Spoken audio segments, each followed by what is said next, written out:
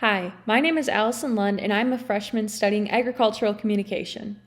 The career that I researched for this project was farm broadcasting. Now, to paint a picture before I dive in, I thought about sitting with my dad as he would watch farm television programs or listen to farm radio programs, and I invite you to reflect on any instances in your life where farm radio, farm television, any sort of farm broadcasting impacted your life, or you may have seen it present from day to day.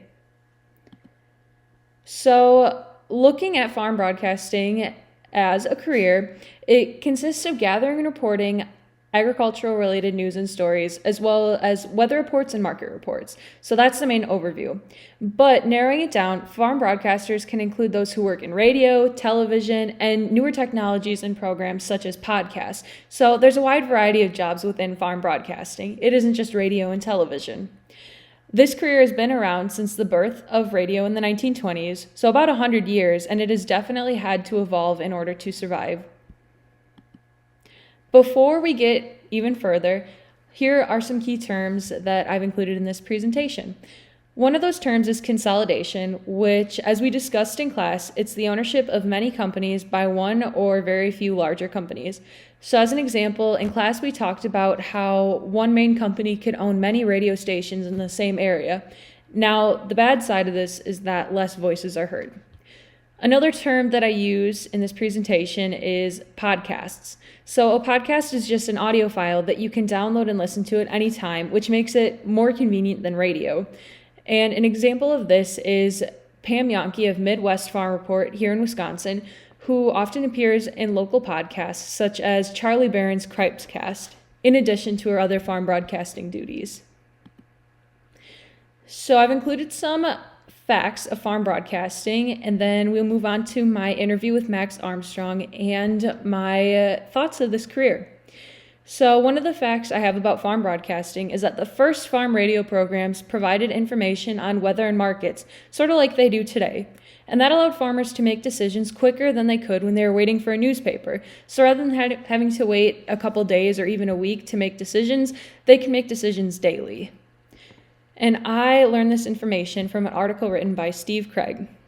The next fact that I got off of Wikipedia was that one of the first farm television programs was Today on the Farm, which aired on NBC.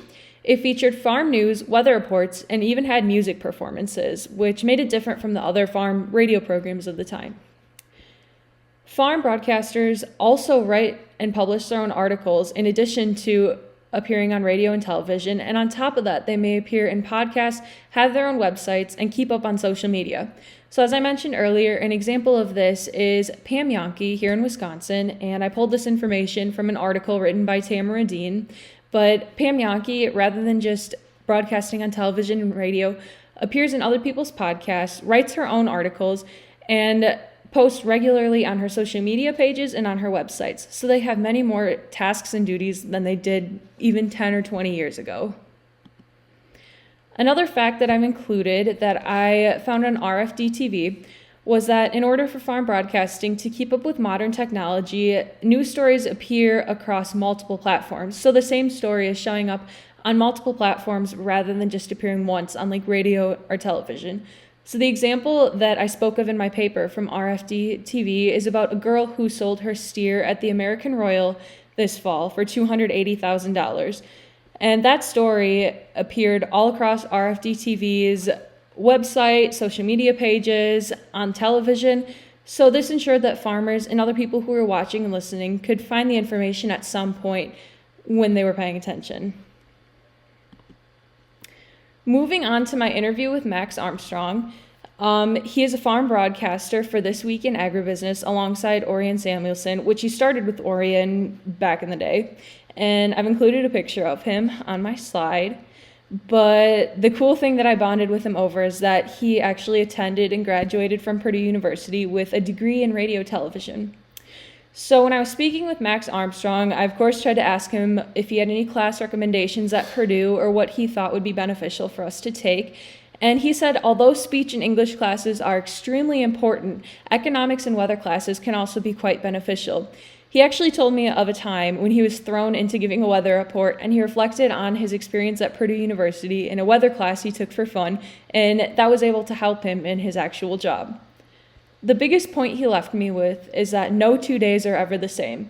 In farm broadcasting, or in any farm or agriculture related career, your days are different. The only thing that he said remained the same for him was that he woke up before 4 a.m. every single day to get his news prepared for the people that he was going to be speaking to.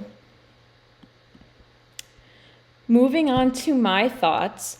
So after completing this project, I think that farm broadcasting seems like a really exciting career that will continue to evolve and provide new opportunities, and I would love to be a part of that. I want to keep farm broadcasting alive so that we can continue to provide quality news across different platforms for people in the years to come. On top of that, with consolidation taking place, it's important to draw more interest to this career, and I'd like to be a part of that also. I'm extremely passionate about bringing news to people, and I want more voices to be heard instead of less. Lastly, Max Armstrong seemed to be extremely passionate about his career when I spoke with him, and that really stuck with me and showed me how much I could enjoy it. He seemed to absolutely love this job, and as people say, I want to feel like I'm not working a day in my life. I think that this would be a really fun career for me. But anyway, thank you for watching. If you have any questions, feel free to email me, and I've left my email on the slide. Thank you.